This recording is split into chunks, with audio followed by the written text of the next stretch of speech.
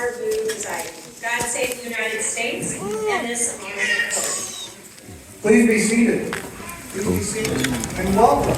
I am so glad all of you are here, especially the guy in the bow tie. You're looking great.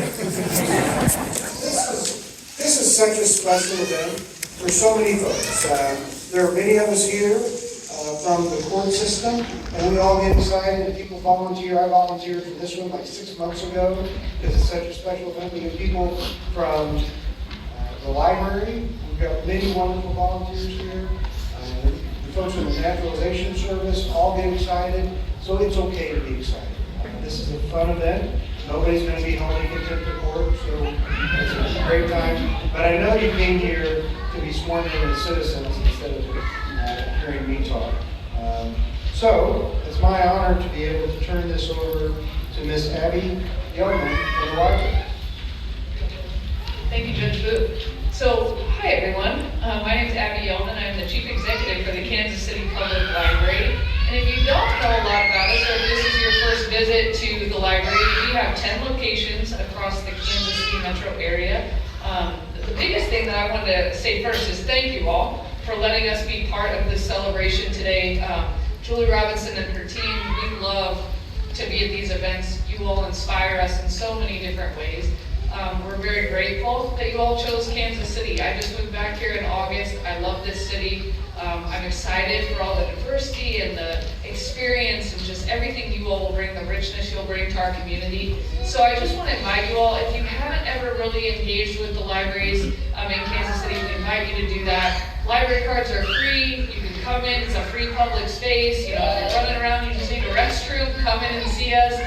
We have things for adults and kids and teenagers. We do a lot with workforce development and technology. So we have a little something for everybody. And I really love what our speaker said earlier today. I'm going to pick on him about being willing to ask for help. And he'll talk a little bit more about that, I'm sure. But we're here to help you. So we want you to feel safe and comfortable coming in our spaces and asking our staff for help. We have amazing staff in all our libraries that are ready to help you in any way that they can. So thank you all for letting us be part of your day, and I will turn it back over to the judge. Thank you.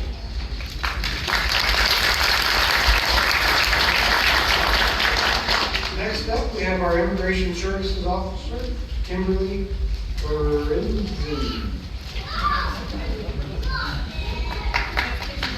Please.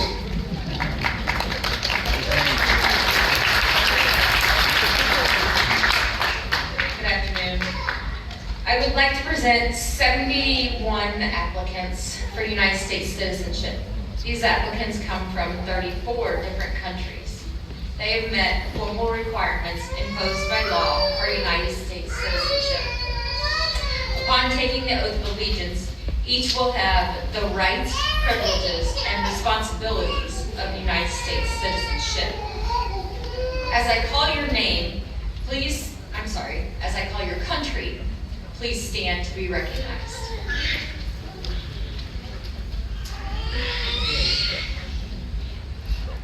America Samoa.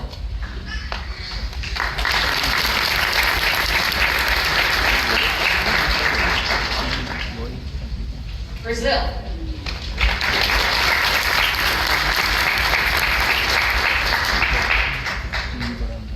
Burma.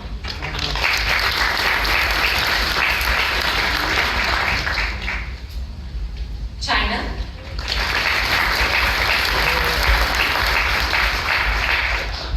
Colombia.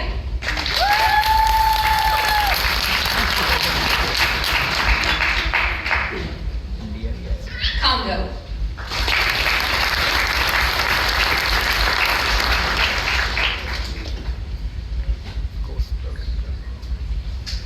Costa Rica.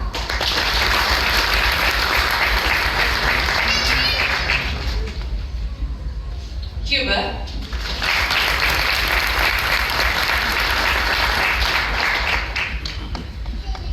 Dominican Republic.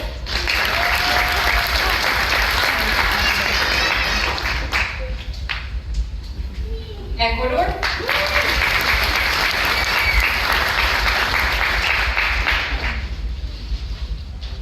Ethiopia.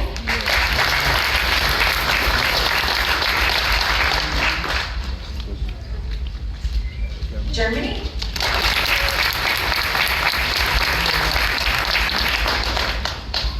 Haiti,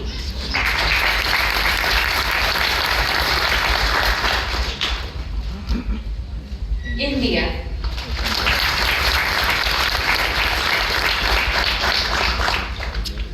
Iraq,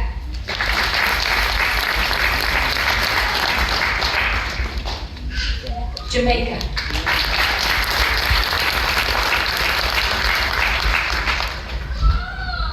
Kenya,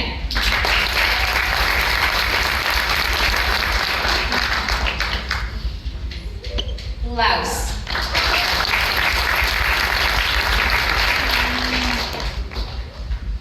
Libya,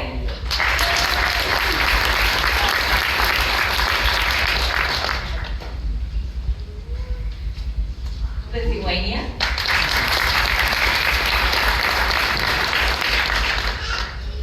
Mexico,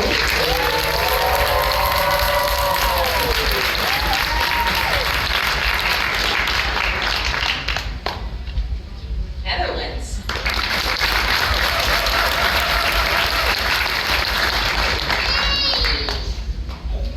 Nigeria,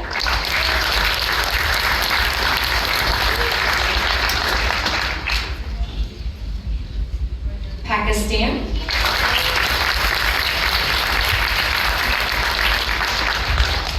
Philippines,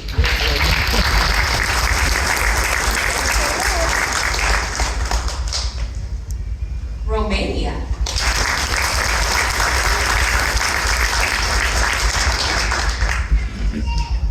Russia,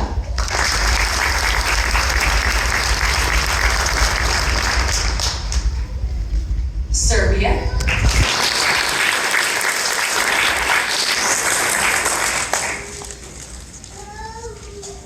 Sierra Leone, Somalia,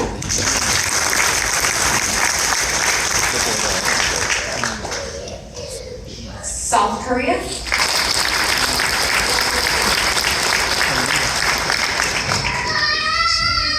Taiwan,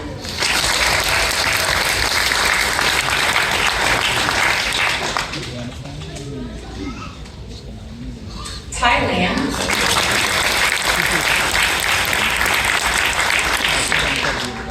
Togo,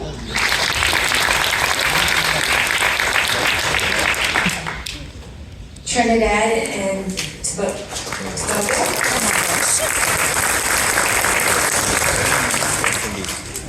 Vietnam,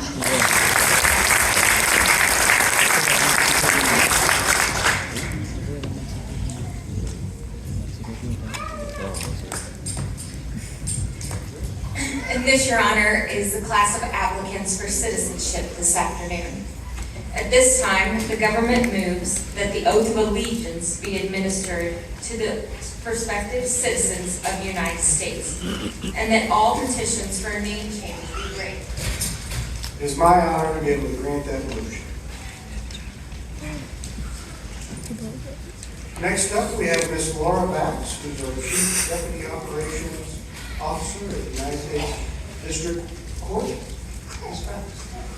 All applicants, please rise. Raise your right hand and repeat after me. I do hereby declare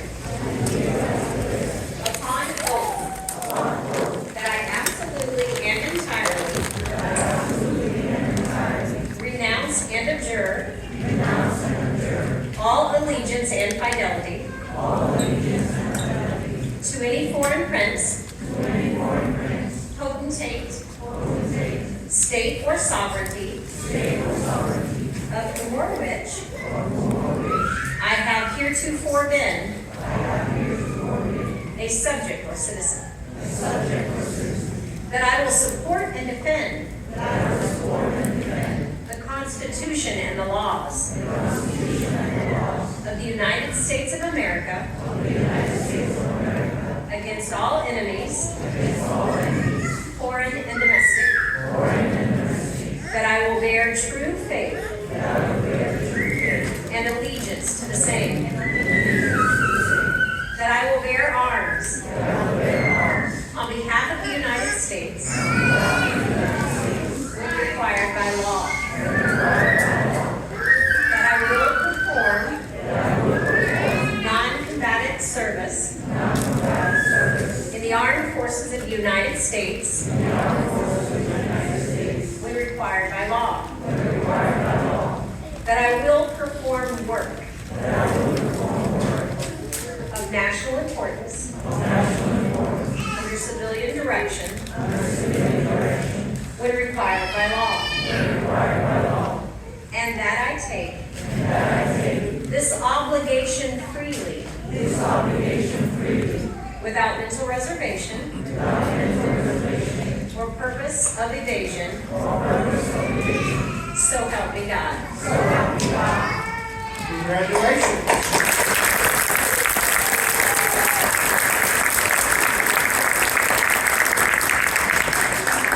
Now it's my privilege to welcome to the podium Mr. Trump.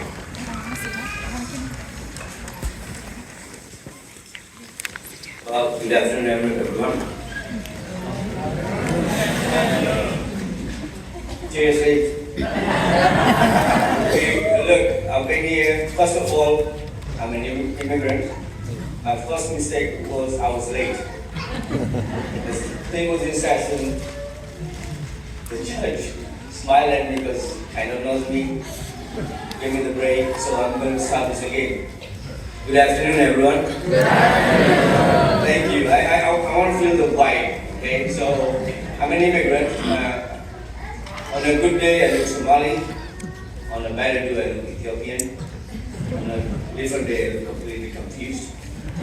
I'm originally from Africa, the continent. And my story started in the early 80s. I'm half African, I'm half Indian. I speak 7 languages fluent. And I happen to be Muslim. My parents came from Hindustan before Africa was conquered and discovered. They came to build the railway. So Hindustan was divided into India and Pakistan. So my grandparents came to build the railway and they had no idea it was a one-way ticket. They only brought the man to build the railway.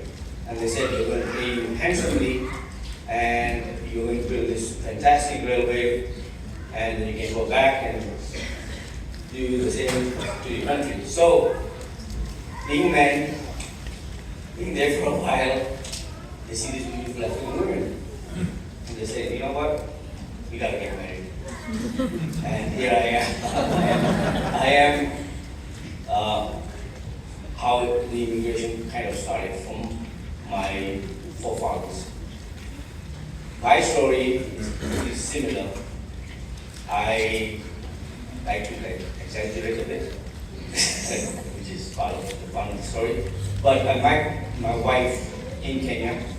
She was an American, and she had volunteered to teach in a high school. And it was really close to my hometown. I'm from Kenya, by the way, if you are wondering. So we met, and she invited me, and she said, you know what, you want to come to America and go to school? And America, go to school. Life is going to be fun, yeah? She said, yeah, it's going to be great.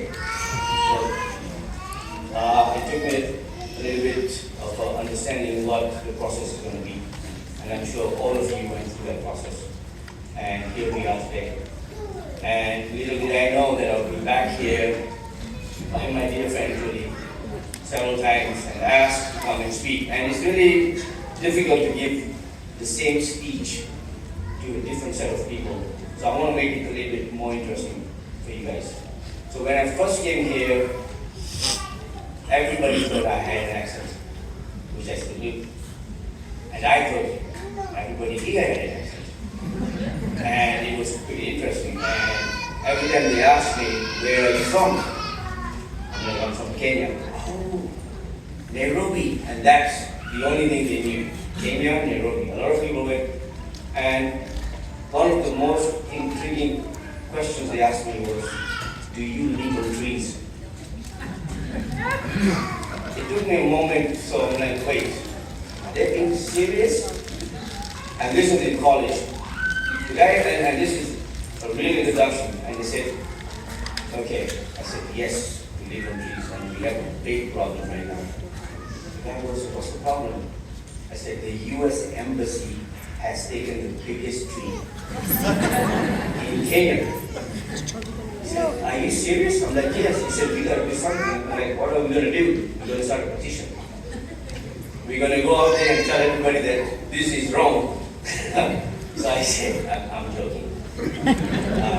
We have houses, we have homes. So, transitioning back to here. So when I came here, when I came to America, and Judge, please cut me off on time. Thank you. When I came to America, life was very different. It was very challenging.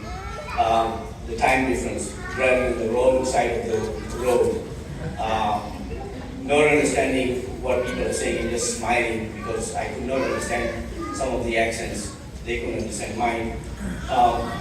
But one of the things that I realized was the opportunity that was there. Things that were so visible to me were not visible to my colleagues, to my American citizens. Jobs that nobody wanted to do and were paying so well. I started working, my first job was working at a fast food restaurant. And it changed my life. I hated it. I really hated that job because not only was I going to school for 13 hours, I had to work 40 to 60 hours. And one day, I used to take night classes. So one day my professor called me inside and it was the most difficult conversation he had with me. He said, I really, really like you. I admire you, but when you come, can you freshen up a bit? What do you mean? He says, you smell like fast food.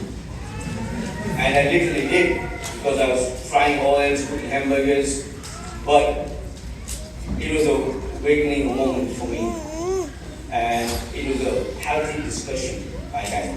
And that was a changing point in my life was I learned the difference between having an argument and being defensive. It was a constructive criticism that somebody gave me. And I was very grateful for that. So my life changed from there. I started listening. I started asking for help. And that's one of the things that you will find here. You are not alone. You are not alone. This room is full of the most brilliant minds that the world has. I mean, my mom's here, she's very ill. She's a cancer survivor. Her top doctor is from Bangladesh.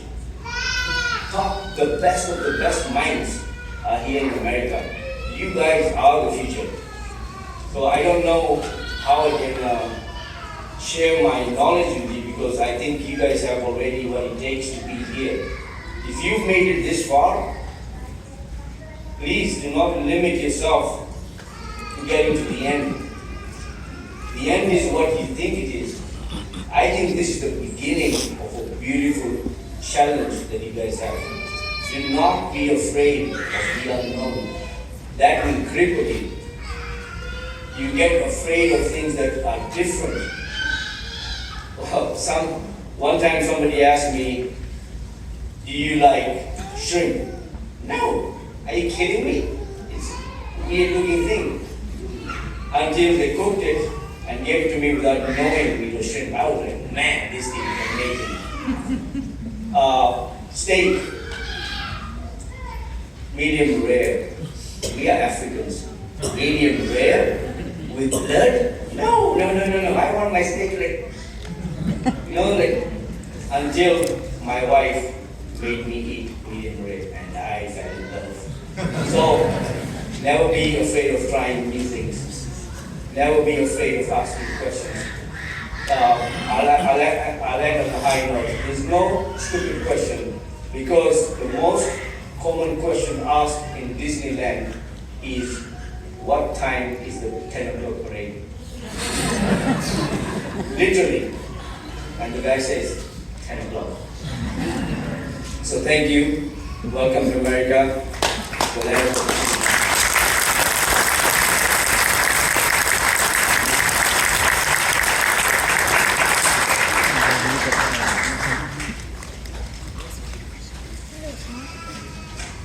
I love hearing all the countries read off, the beauty of our world that's gathered here, and I love people who stand up and celebrate. I don't know if you've noticed this young woman on the front row in the beautiful white jacket. She's a lot of fun. We're going out for happy hour afterwards. I welcome you to the United States of America, which has again and again proven to itself and to the world that it has the integrities and the ideals which survive all tests of human frailty and human error. No nation on earth was ever founded with such a burning desire to have a country that would guarantee to each and every citizen, including you, all those basic rights that assure human dignity and freedom and life and property and happiness. We reassert our belief in those ideals every time we make a new citizen. At the heart of our nation is our Constitution, the product of great and eternal wisdom, expressing freedoms and rights attained and preserved by the blood and sacrifice of our forefathers and soldiers still today. It was signed in 1787. For over 200 years, our Constitution has been the symbol of our capacity to govern ourselves. It was fostered for government of, by, and for the people. And from its wisdom flows growing concepts of liberty and justice and human dignity for all. The Constitution is a living document, and it is just as relevant today as it was in 1787. The Constitution is still the guarantee of certain basic rights, and it is still the promise for protection from the government and by the government. But liberty is a blessing, and that it must be constantly nurtured. And in this rapidly changing world, every American must understand the system of government by which we live, and to do his or her best to make it work even better. For good citizenship and our Constitution are inseparable. Both must walk in unison, or neither can survive. The United States is the land of one people, gathered from many countries. And as citizens, we're all sworn to this single loyalty. We witness to the world the good, the strength, the wisdom, the courage, and the love that comes to us from afar and finds proper nurture here in this fertile field called America. For being a good American does not depend on whether one is foreign-born or native-born, but whether he or she lives out and carries the ideals and duties and responsibilities of citizenship. It is fitting that we are hosting your naturalization ceremony at the Kansas City Public Library. Much like this beautiful, glorious collection of brand new citizens, this library has collected books and ideas and principles and values from all across the world. For 150 years, the Kansas City Library has opened its doors to everyone, to the rich and the poor, any religion, any race, any gender, any belief. You're welcome. Whether you're checking out a book, or naturalizing new citizens like we are today, or you just need a free notary, or you're connecting immigrant populations with resources through this wonderful, innovative program named RISE, the library represents the best of our society, where all are welcome and all are included. Please join me in thanking the Kansas City Library for this.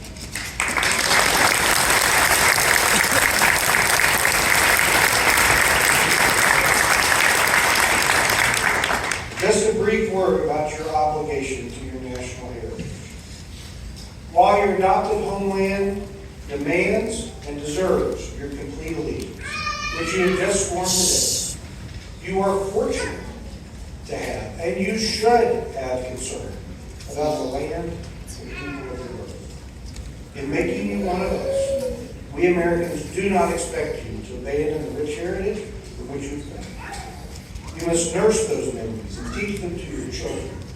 Enjoy your ethnic and national communities all the time, using them as building blocks for a better and more productive life in this new homeland of yours. From now on, it is your sacred and sworn responsibility to uphold and defend this Constitution, from which spring your blessings, and your rights, your freedom, your liberty. Under our system of government, to you, our newest citizens, this heritage is entrusted. You must appreciate the importance of this heritage and cherish it and defend it, as did those who made it possible for you. For freedom and democracy, while the heritage must be secured by each new generation. Our responsibilities as citizens is to work harder and to improve and to upgrade whenever, wherever we can. What are some ways to do that? Exercise your right to the ballot.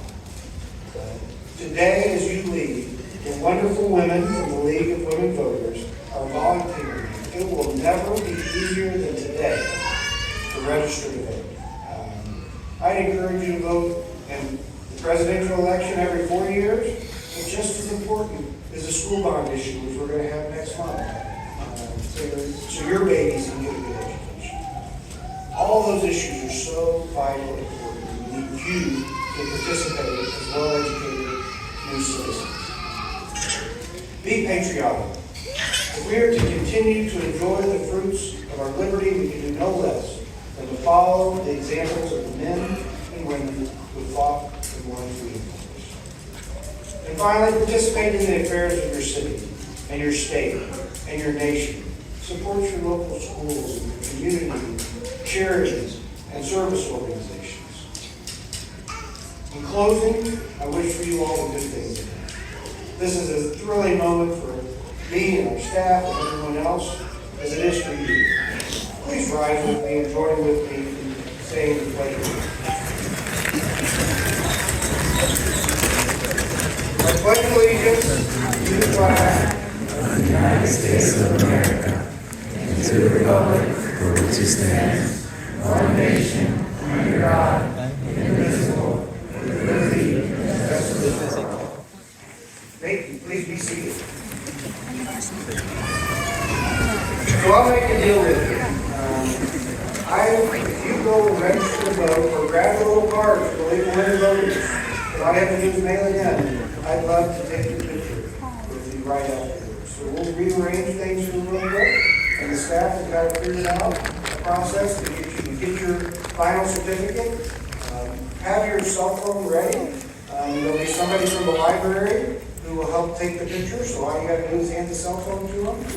But I'd love to take a picture with you. It's my privilege to get a picture with you. This is a wonderful, exciting event. Yes, it is. That's why I'm going to happy hour with her. So we'll be in recess, and you're going to run us through this process, or